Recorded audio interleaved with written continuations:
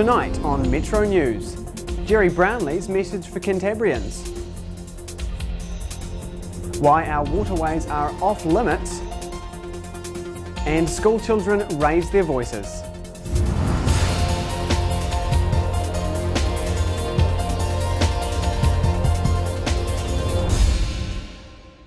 Kia ora, good evening, I'm Marcus Irvine. Welcome to Metro News, a local news bulletin prepared by the students of the New Zealand Broadcasting School.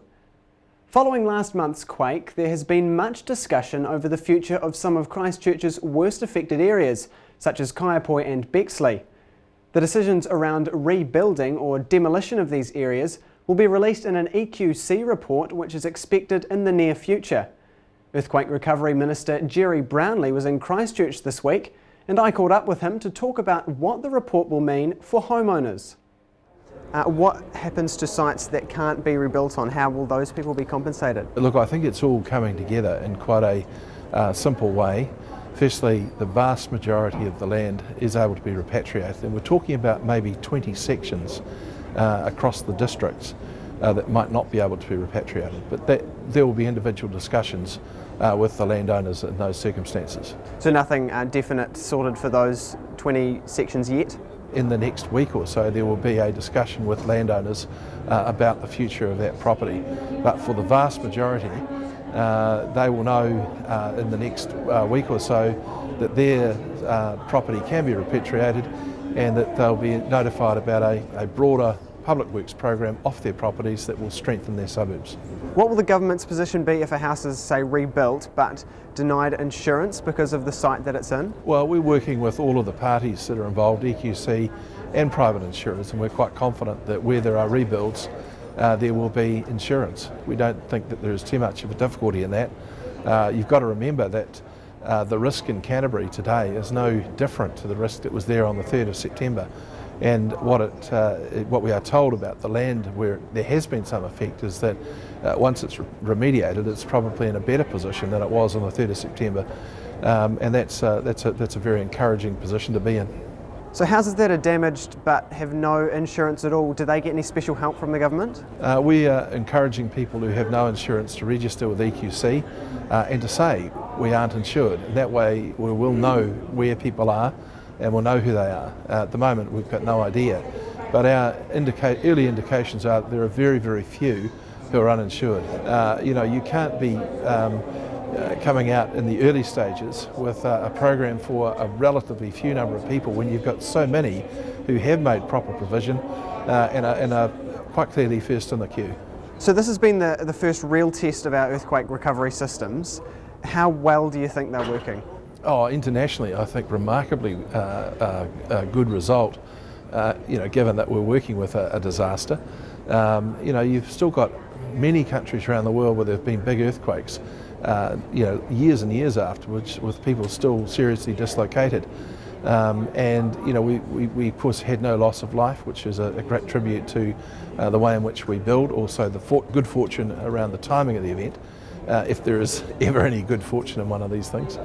But I think in general, for the size of the disaster, and that's something that people are starting to forget how big this is, we've responded very well. What do you say to those though who feel it's been a rather slow process for some people affected?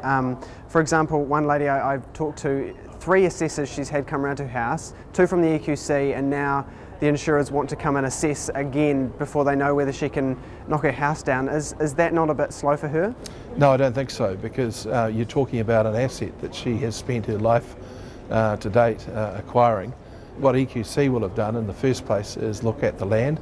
In the second place, they'll have looked at the building itself. They will have assessed that the damage is in excess of $100,000. And now the private insurer steps in and says, right, if we've got to fix this or replace it, how do we go about that? Look, I know it's frustrating, but this is the way it's set up, and what you want at the end is for that person to end up with an asset that is no lesser value than the asset that was there prior to the event.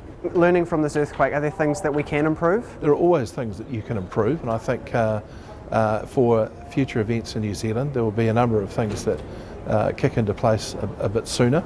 But by and large, I think given the state and scale of this, it's been a good response. Hey, thank you very much for your time. No worries. It's not just homeowners. Many businesses have also suffered losses following the quake.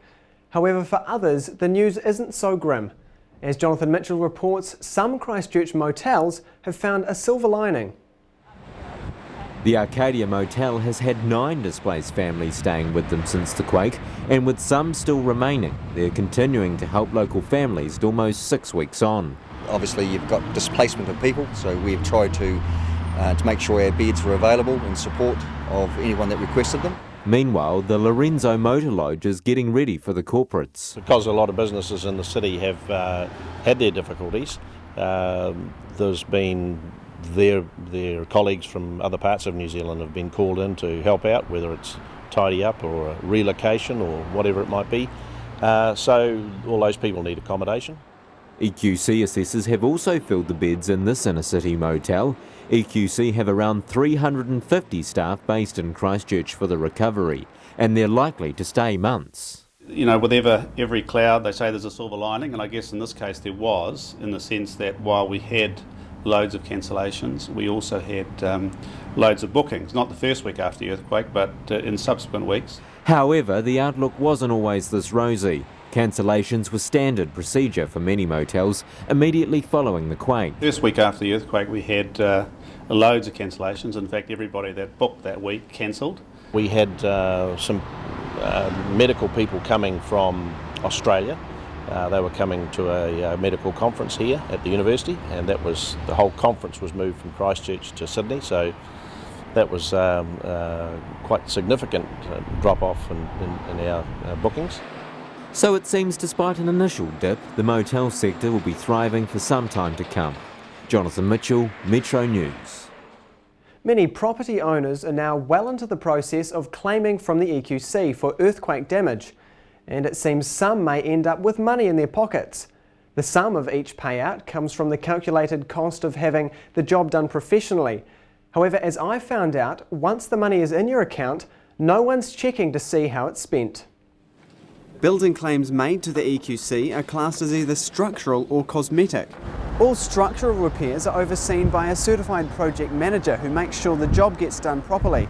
But for those with cosmetic damage, they can claim up to $10,000, and then the money's simply put into their bank account.